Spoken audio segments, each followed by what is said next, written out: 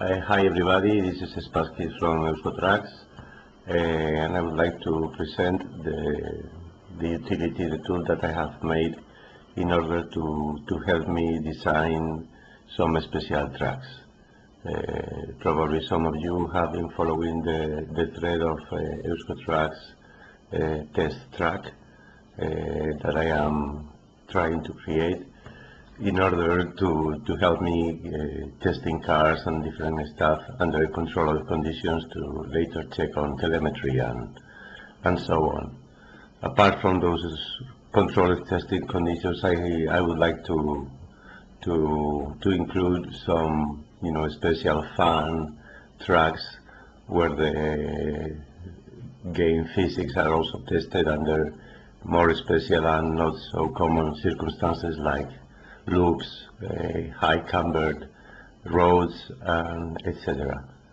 So in order to get started, I would like to present you the spreadsheet.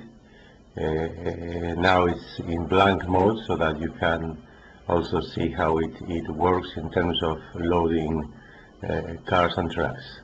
I would like to briefly describe what the spreadsheet does in order not to get confusion about its purposes and objectives.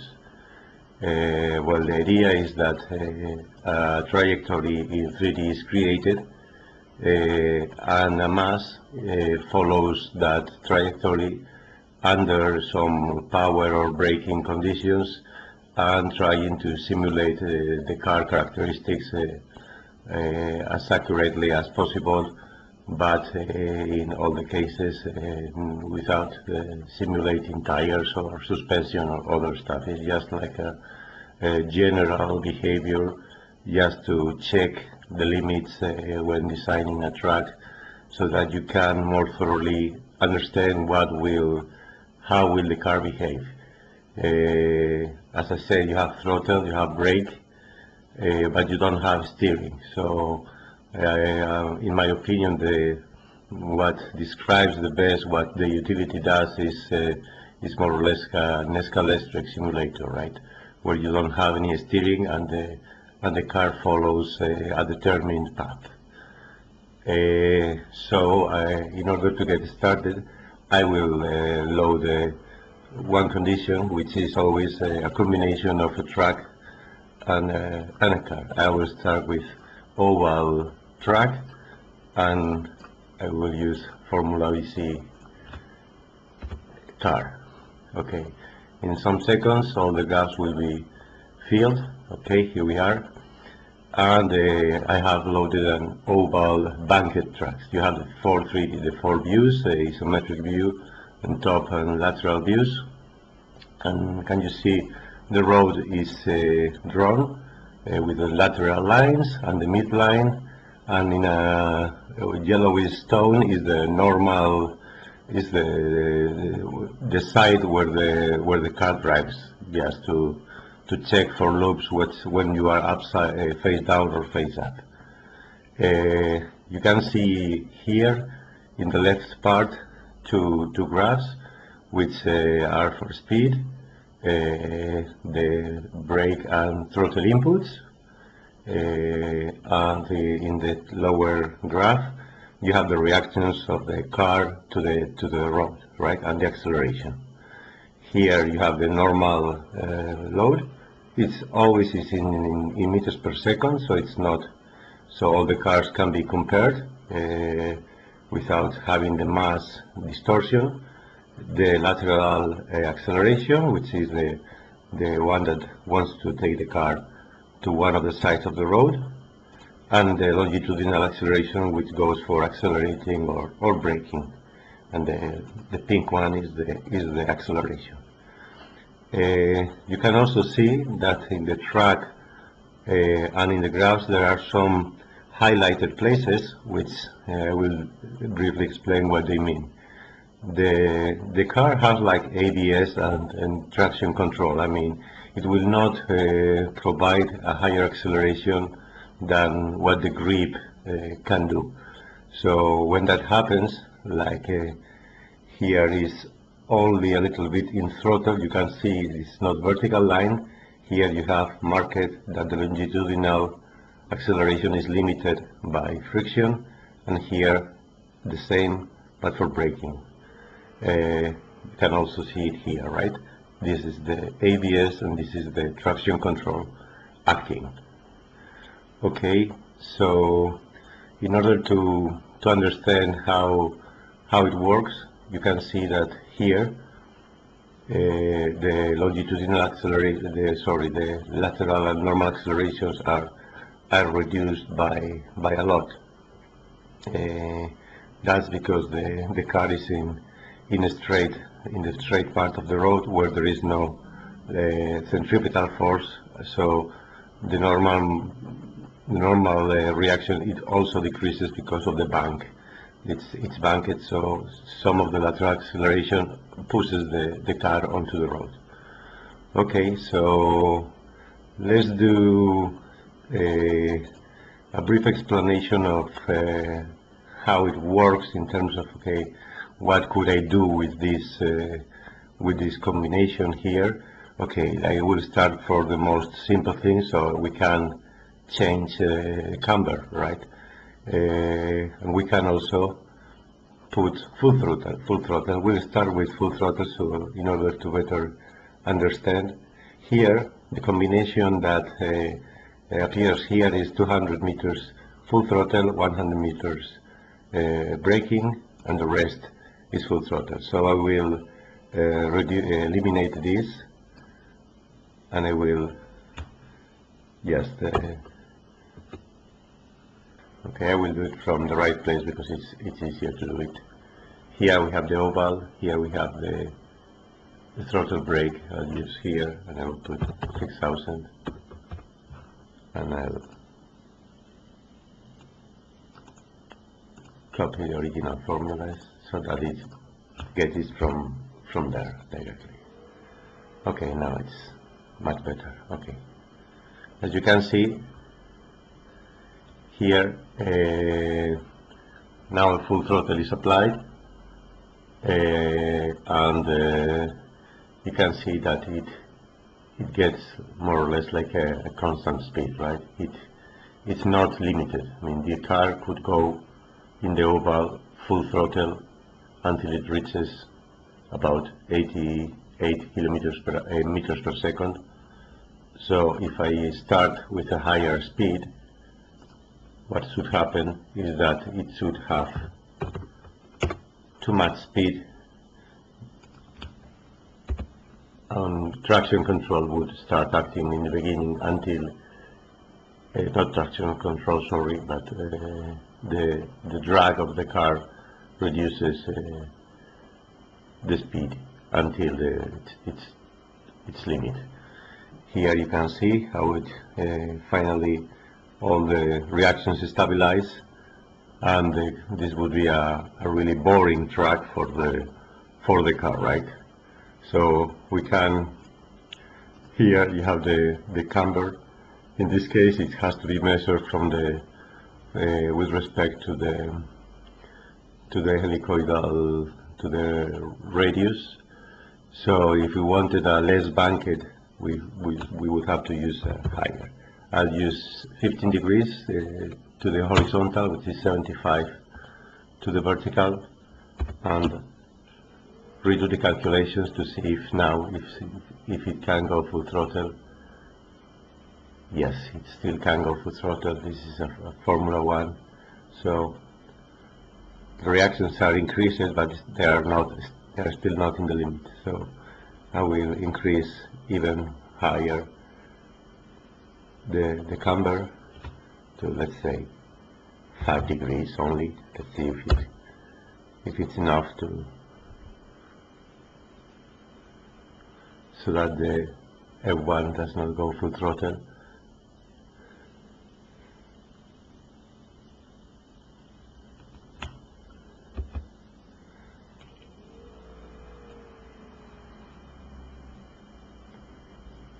As you see, the lateral reaction now is bigger than the normal one, but since the friction is a little bit higher than one, it doesn't lose grip. But if I reduce a little bit more and just put a flat track, I guess that it will be too much speed.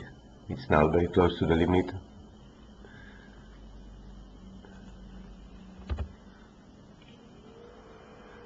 It recalculates,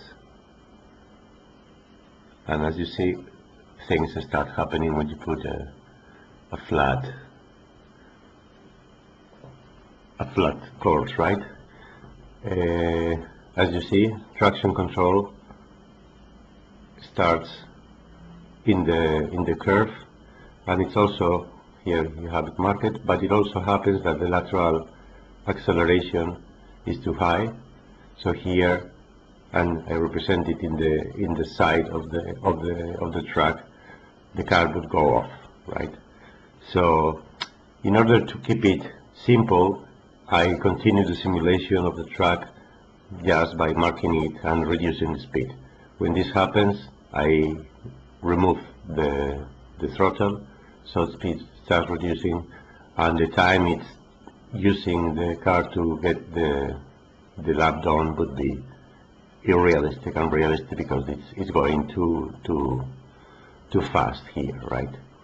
So for a Formula 1 with this radius, we could put a non-banked track in order to avoid full throttle. You probably could do this as well by reducing the loop, because this is a quite long loop, right? It's a mile, more or less a mile long track. So this would be for the Formula 1. For sure, you could tune up with any other car. I will show different here. I will reload standard formulas so that it goes to the original shape, and I will load different track and explain how the vehicle is configured and how to adjust the car characteristics so that it's realistic, the result. As you can see, I have simulated a straight, and what it does is I go full throttle with traction control enabled in game, so that I don't have to be good at going to the limit, and then release throttle without braking and in neutral to avoid the braking of the engine, and speed is reduced only by, let's say, drag or friction. So I calculate like equivalent friction mode with respect to speed. I can see the acceleration here that is highest at high speed, and it goes reducing. Afterwards I repeat and the accelerating, and I brake. As you see, I have not limited the speed here. I had it limited in the test. I will briefly overlap the telemetry results, how I adjusted this. Here I took the accelerations and I matched those values, right? Sorry.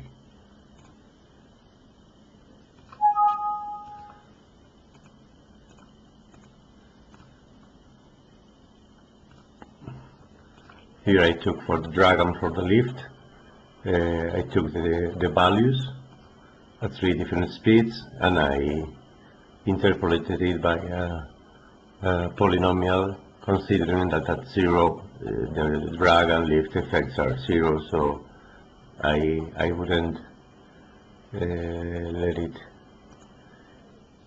Here is wrong.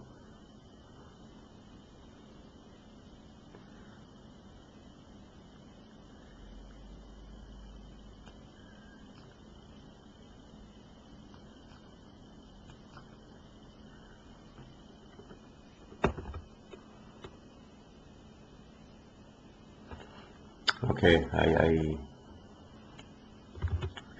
didn't remember. I put 9.8 because under zero speed in the lift you would have gravity, so it doesn't go for zero. Okay, I now remember. So I got these values and I use those values in the track configuration. Here you start putting the drag and lift values so that they match the simulation. I will do this a little bit so that you can compare, and it's actually the same. I did this also for the circle, which is the circular track of EuskoTracks, and this is just for friction accounting. But now I have already the drag and lift values, which are also important to define the normal values. And as you can see, here it's the same procedure. Here in the circle I got, as you see, you cannot go full throttle. Here in the telemetry I was using traction control, but it's not represented. The game only uses the input made by the user and not the real throttle applied to the car. It would be nice to have that logged. Maybe Lats can answer later if it's possible. And I don't know. This is pretty much it. And the result is that when you let's load the track that I presented in the thread of the EuskoTracks, which will not be able to be made because of what I explained. In theory, I had configured this so that it could drive face down, right? Here in this area there is a straight and the speed is enough to maintain the car driving. You have some normal mode. You cannot go full throttle in the start. You need some more speed to get the required lift to provide full throttle, provide full power. But the problem is that an R factor in these areas, something weird is happening, and aero seems not to be working as expected. I still haven't made many tests to try to understand which is the fault responsible for this.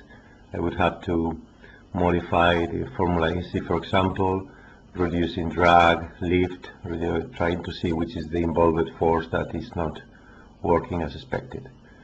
But what I will do in order to avoid this problem here is more or less do a very simple track where the same effect can be done, but removing all these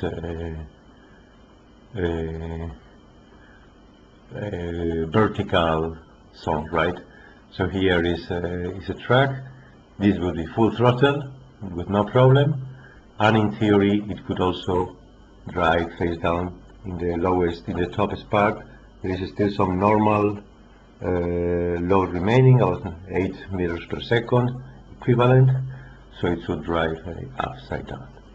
And also one of the things I would like to do is to create some fun track with loops, helixes, because you can define whatever geometry you want. Here in the demonstration I have only used very simple geometry, but the idea is that you can do complicated loops, helixes, combine it, modifying the camber locally with variable curvature angles. Well, here it is variable curvature. You can see here I include, when I design the tracks, I work in this page, and here you can see the curvature, right? How it increases, stays there, reduces dramatically, and then it goes to zero. This is to avoid sudden normal reaction changes.